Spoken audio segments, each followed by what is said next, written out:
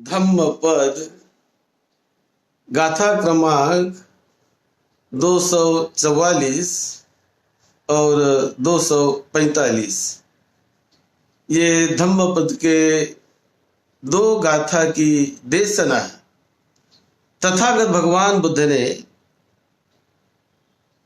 जेतवन विहार में रहते समय की थी।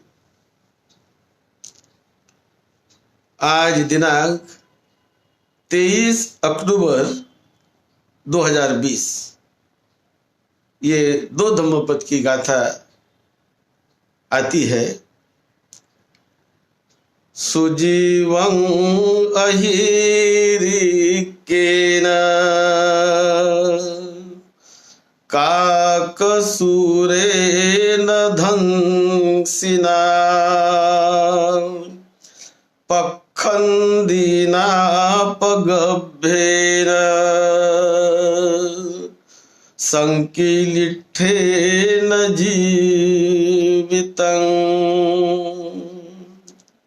दूसरी गाथा हिरिमत्ता च दुर्जीवं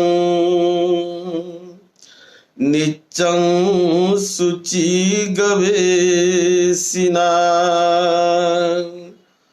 अलीनेनापगभ्येन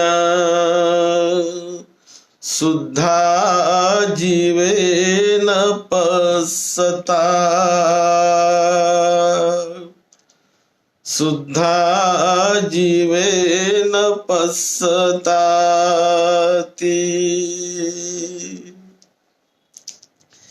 ये बड़ी महत्वपूर्ण गाथाएं, दो गाथाएं तथागत भगवान बुद्ध ने श्रावस्ती के जेतवन बुद्ध विहार में भिक्षु संघ के साथ जब बुद्ध वहां पर विहार कर रहे थे, उस समय सारीपुत्र के एक उपासक जिसका नाम था चूड़सारी, ये चूड़सारी नाम के उपासक को उद्देश्य करके उसके संबंध में ये दो गाथाएं जेतवन में रहते समय बुद्ध ने कही है।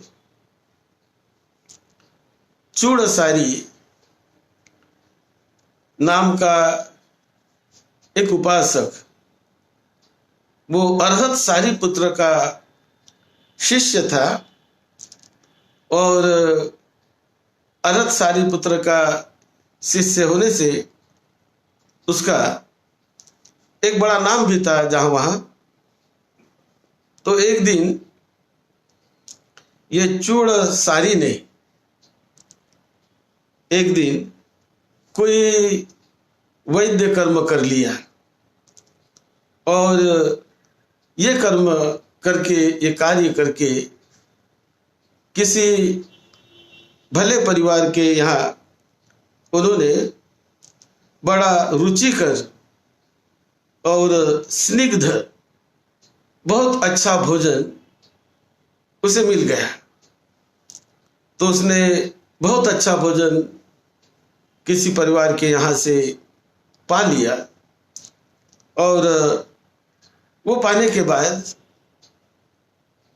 वो सारीपुत्र से मिला और सारीपुत्र से मिलकर वो सारीपुत्र को कहने लगा, बनते ये बड़ा रुचिकर, बड़ा स्निग्ध और बहुत ही स्वादिष्ट, बड़ा अच्छा भोजन है बनते। आप यदि चाहे तो आप इसे लीजिए, आप यदि चाहे तो मैं आपको ये देता हूं और मैं हर दिन ऐसे भोजन आपको देते जाऊंगा। ऐसा वो अर्हत सारीपुत्र को बोलने लगा। तो ये सब अरहत सारीपुत्र ने सुन लिया और सुनकर अरहत सारीपुत्र मौन रहे, वो कुछ भी नहीं बोले, एकदम मौन रहे वो। और वहां से वो निकल गए। वो उपासक भी वहां से चला गया। लेकिन यह बात भिक्षु संघ में फैलती गई। भिक्षु संघ में चर्चा होने लगी कि देखो, अरहत सारीपुत्र का शिष्य कहीं से उसने बड़ा स्निग्ध ऐसा भोजन लाया, कोई कार्य करके, और वो सारीपुत्र को ऑफर कर रहा था, दे रहा था। सारीपुत्र मौन रहे और ये चर्चा चलने लगी। अब यह चर्चा चलते चलते भिक्षु संघ में चर्चा चलने लगी श्रावस्ती में, और चर्चा चलते चलते वो बुद्ध तक आ गई। और बुद्ध को पता चला कि ऐसा ऐसा हुआ। तो बुद्ध जानते थे, लोग भी जानते थे कि सारीपुत्र बहुत पहुंचा हुआ व्यक्ति था, बहुत ज्ञान, बहुत प्रज्ञा, बहुत वृद्धि बल आदि सारी चीजें सारीपुत्र में थी। और सारीपुत्र जो करोड़ों रुपए की प्रॉपर्टी, करोड़ों रुपए का धन छोड़कर वो भिक्षु बना, तो केवल भोजन के लिए नहीं, खाने पीने के लिए नहीं, तो एक सही रास्ते पर चलने के लिए और शुद्ध रास्ते से चलकर मैं अपने जीवन का उद्धार करूं और दूसरे के जीवन का भी उद्धार करूं, यह भाव से सारीपुत्र और कई ऐसे कुल पुत्र बड़े करोड़ों करोड़ों की जायदाद छोड़कर, बहुत वैभवशाली ऐश्वर्यशाली घर बार परिवार छोड़कर वो भिक्षु बने, तो केवल भोजन के लिए नहीं। लेकिन कुछ लोग ये केवल भोजन के लिए कुछ उल्टा सीधा काम करते हैं, कोई अनुचित तरीके से भी धन कमाते हैं और अनुचित कभी तरीके से धन कमाकर बहुत ऊंचा, बहुत ही अच्छा, कभी कभी वो खाना पीना खाते हैं और अनुचित मार्ग से चलकर वो ऐसा जीवन जीने वालों की भी संख्या बहुत होती है। ऐसे तथागत बुद्ध भिक्षुओं को बता रहे थे। जब बात बुद्ध तक गई और बुद्ध ने कहा कि कुछ लोग बड़े अनुचित ढंग से, बड़े निर्लज, कुछ निर्लज व्यक्ति वो बड़ी चतुरता से, बड़ी चतुरता दिखाकर, बड़ी होशियारी दिखाकर वो अनुचित प्रकार के साधनों का उपयोग करके अनुचित वो धन कमाते हैं और भौतिक सुख पाते हैं। भौतिक सुख में वो लगे रहते हैं, परंतु जो दंभ के रास्ते पर शुद्ध चारिका से चलने वाले, शुद्ध जीवन जीने वाले लोग कभी कठिन जीवन व्यतीत करते हैं। खाने पीने की भी कभी कभी उन्हें कुछ कठिनाई हो सकती है, कभी अच्छा मिलता भी, कभी नहीं भी मिलता, लेकिन वो शुद्ध जीवन जीने वाले होते हैं, शुद्ध आचरण करने वाले होते हैं। तो तथागत बुद्ध ने खाने पीने पर बहुत जोर नहीं दिया, बुद्ध ने जोर दिया शुद्धाचरण पर, चित्त की शुद्धता पर, चित्त के शुद्ध कर्मों पर, उचित कर्मों पर, अच्छे कर्मों पर, अनुचित कर्मों पर नहीं। बुद्ध ने इस गाथा में एक गाथा कही और बुद्ध ने उदाहरण दिया कि जैसे कौवे का उदाहरण दिया है कि ये निर्लज्ज कौवा ये निर्लज्ज कौवे के समान कुछ लोग होते हैं कि जो दूसरों का अहित करके, दूसरों को नुकसान पहुंचाकर, कभी कभी वो अपने हित के लिए, अपने स्वार्थ के लिए, अपने लिए वो कभी कभी वो पतित रास्ते पर भी जाकर कोई अनुचित कार्य भी करके केवल धन की लोभ से, कुछ लोभ से कि मुझे ये मिले, वो मिले, वो मिले, वो मिले, ऐसे लोभ से कभी कभी अनुचित कार्य में पड़ जाते हैं, तो वो अच्छा नहीं। जैसे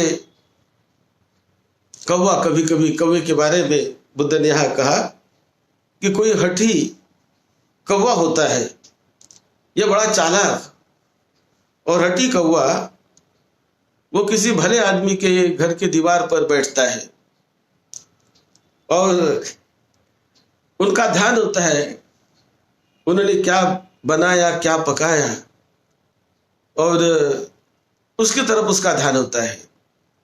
और ऐसा दिखाता है कि कभी वो उसको देख ही नहीं रहा, वो बड़े अलग ढंग से, एक बड़े चालाकी से वो बैठ जाता है दीवार पर। और कभी वो परिवार के लोगों की असावधानी से, थोड़ी भी उन्होंने असावधानी दिखाई तो ये बहुत शीघ्रता से झपट मारता है, झपटता है और चावल दाल उठा लेता है और भाग जाता है। और लोग उसको छू छू करने लग जाते हैं, तो लेकिन झपट कर भाग जाता है। तो इसको कहते हैं अनुचित प्रकार का उसने ये किया। कोई उसको खिलाए, कोई पिलाए, खिलाए, बात अलग है, लेकिन जोर जबरदस्ती से खींच कर, छीन कर ले जाना, तो ये कौवे का उदाहरण उन्होंने दिया कि इसी प्रकार अनुचित कार्य से भी कुछ लोग धन कमाते हैं, लेकिन उचित कार्य से जो लोग धन कमाते हैं, उचित कार्य से भी धन कमाने वाले लोग हैं, उचित कार्य से धन कमाकर अच्छे जीने वाले भी लोग हैं, तो बुद्ध ने उनकी स्तुति की, उनकी प्रशंसा की कि लज्जावान, नित्य पवित्रता का आदर्श जीवन जीने वाले, अपने आलस को दूर करने वाले और मितभाषी शुद्ध जीवन जीने वाले ज्ञानी लोग ऐसे होते हैं। और कभी कभी ये शुद्ध जीवन जीने वाले ज्ञानी लोग बड़े कठिनाई का उन्हें जीवन बिताना पड़ता है, लेकिन कठिनाई से जीते हुए भी वो बाहर का भौतिक जीवन उनका कठिनाई का दिखता हो, कठिनाई में रहते हैं, वो कठिनाई जैसा जीवन बिताते हैं वो, लेकिन उनके भीतर का मानस बड़ा परिशुद्ध होता है, भीतर का मानस बड़ा धनी होता है, उनका भीतरी जीवन बहुत प्रशंसनीय होता है। आज यदि वो कठोरता का जीवन जीते हुए दिखाई देते हैं दूसरे की तुलना में, लेकिन उनका भीतर वो बड़ा धनी होता है और उनकी जो सच्चाई, उनकी ईमानदारी और उनकी पवित्रता, उनकी शुद्धता, वो कईयों को प्रेरणा देती है और उनकी शुद्धता उनके जीवन को बड़ी अच्छी गति देती है और बड़ा अच्छा वो फल पाते हैं। भावी अपने जीवन को वो सुधार लेते हैं, अपना कल्याण कर लेते हैं। इस प्रकार तथागत भगवान बुद्ध ने सारिपुत्र की स्तुति करते हुए और सारिपुत्र के साथ उनके ही शिष्य ने इस प्रकार का जो व्यवहार किया, कोई उपासक शिष्य ने, तो बुद्ध ने उनकी भर्त्सना की, अच्छा नहीं, उसकी प्रशंसा नहीं की। और उस घटना के प्रसंग में तथागत बुद्ध ने ये 2 गाथा की देशना की है।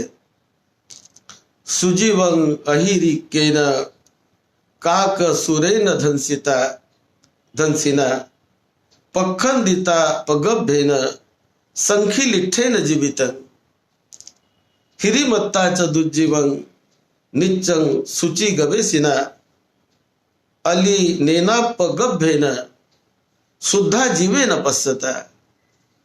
तो शुद्ध जीवन जीने वाले लोग बहुत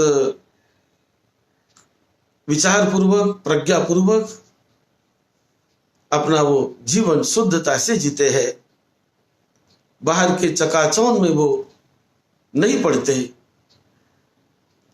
मिले न भी मिले तो भी वो अपनी शुद्धता को, अपने शुद्ध जीवन को नहीं छोड़ते। और इसीलिए उनकी प्रशंसा, प्रज्ञावान लोग उनकी प्रशंसा करते हैं। और इसी प्रकार वो ऊंचे फल पाने वाले होते हैं। क्योंकि अनुचित प्रकार से कुछ मिल भी जाए, कुछ संग्रह कर भी ले, लेकिन वो तो केवल भौतिक संग्रह होता है, कुछ समय तक उसका उपयोग है। लेकिन अनुचित मार्ग से करने के कारण उसका भविष्य अच्छा नहीं होता है। उसे वो अच्छा फल प्राप्ति के लिए वो बाधक बनता है, ऊंचे फल पाने के लिए वो बाधक बनता है। इसीलिए तथागत बुद्ध ने ये सिखाया कि केवल थोड़े से लाभ के लिए, मोह के लिए साधक ने, शुद्ध जीवी जीने वाले व्यक्ति ने नहीं बहकना चाहिए। कठिनता का भी जीवन जीने पड़े तो हर्जा नहीं। ये बाहर की कठिनता, भौतिक रूखापन, ये तो बदलने वाला है। लेकिन भीतर की जो दौलत है, भीतर का जो मिलने वाला जो लाभ है, वो लाभ छोटे से बाह्य लाभ के लिए बुद्धिमान व्यक्ति ने, प्रज्ञावान व्यक्ति ने नहीं गंवाना चाहिए और उसकी रक्षा करनी चाहिए कि जो उन्हें वर्तमान काल में और भावी काल में उनका महान महान कल्याणकारी बनती है, अनंत उसका कल्याण होता है और उससे सद्धम्म बना रहता है, टिका रहता है, बढ़ते रहता है। इसी में सबका कल्याण है, सबका मंगल है। आप सभी को निरोगत्व मिले, लंबी उम्र मिले, सबको सुख शांति मिले, आपका जीवन बड़ा आनंदमय सुखमय बीतता रहे, आपके परिवार के सभी छोटे बड़ों को सुख शांति मिले, सबका मंगल हो। यही मंगल मैत्री के साथ सद्धम्म की सेवा में, आपकी सेवा में डॉक्टर भदंत राहुल बोधि महाथेरो। आप हमारे YouTube में सर्च में जाकर डॉक्टर भदंत राहुल बोधि ऐसा नाम टाइप करिए।